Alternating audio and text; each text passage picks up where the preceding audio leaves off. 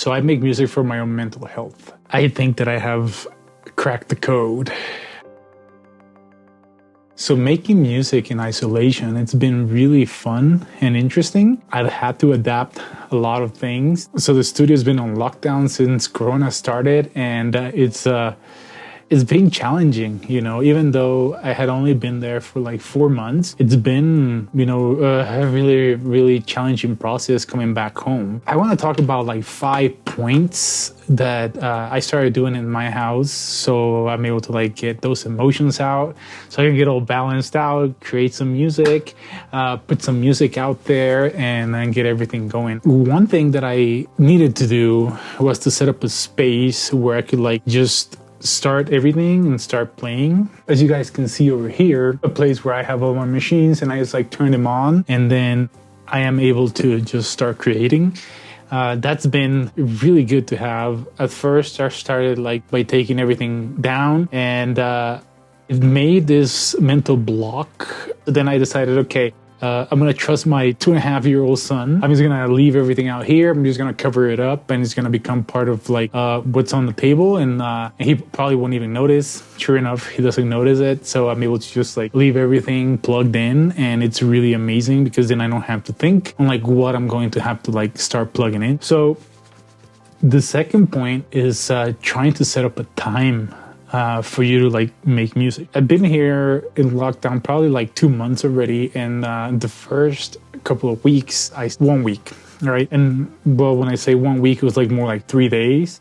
So I started getting up at 4:30 to start making music. So it gives me like some time to like wake up and all this other stuff. You know, sure enough, I was waking Lucas up at 5:15, and you know, it made me realize that maybe waking up at 4:30 wasn't such a great idea, because I'm not the only one in the house. My wife Danielle is also here, and she deserves to sleep. Lucas was not really a good sleeper when he was you know, from 6 to year and a half. So now we appreciate sleeping a lot. So then I was like, okay, I need to respect that. I need to make sure that she's sleeping, that Lucas is sleeping at least until 7 o'clock, so we all can get some sleep going. So I was like, okay. So that's another challenge that I've had. Lucas goes to bed at 8 o'clock. So at that time, we kind of like want to have at least, you know, like an hour where we can like have like our own time, Danielle and I. One thing that I've noticed is that if we start watching something, I get super lazy and lethargic, and I just like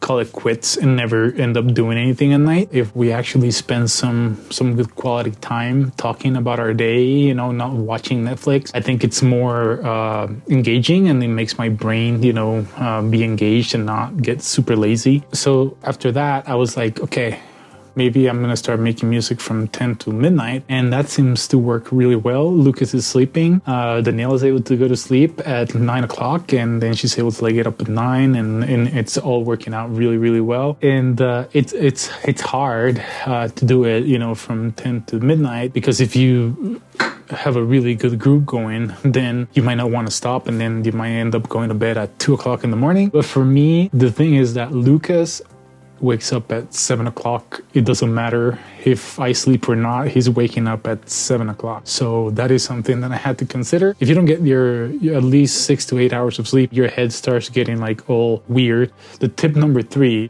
don't expect for everything to be perfect. You know, something might not work out, then you're going to get even more frustrated. You're not going to be able to like liberate any emotion that you have later on when you have time to make music. And then you're gonna start blaming other people when you should be actually just blaming yourself, because, you know, we're only in special times right now. You know, even like with 2 hours a day that you might want to commit to music, it might not work out. The other day, it was kind of weird, but so I've been using pedals, and I'll show you guys. And this thing full on broke on me, okay? And it made me so annoyed. Like, I got in my head and I was like not able to like make music because I had in my mind that I was like already going to commit and like using pedals with my synthesizers and like all this other stuff. So I was like, oh my gosh, I'm just wasting time, wasting energy. That day I ended up getting, you know, the Hall of Fame because I was like so desperate that I was like, oh, like I need my reverb. It was like a complete fail. So I was like, oh, I cannot believe this, you know, like. And as things kept on progressing, my stress levels were also progressing as well. And lately, like in the last couple of days, I haven't been able to do any music, one thing or another, family things, and it's just overwhelming at times. So it's never going to be perfect.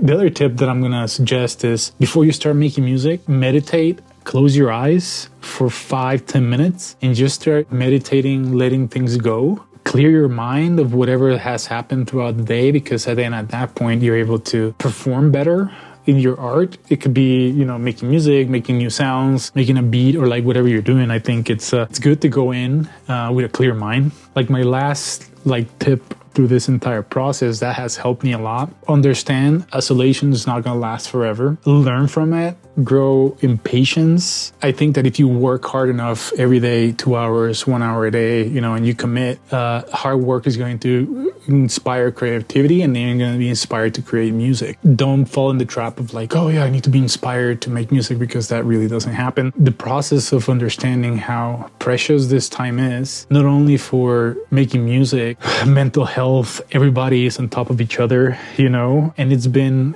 a process where I believe that God has given me some patience, and I have grown in patience. I just needed to make sure that I was putting that into some music, letting those emotions out to create some really good tracks. I think that I have cracked the code. I think for me, it's being patient and being more intentional with the time that you have. All right, guys, thanks for watching, and let's get to it.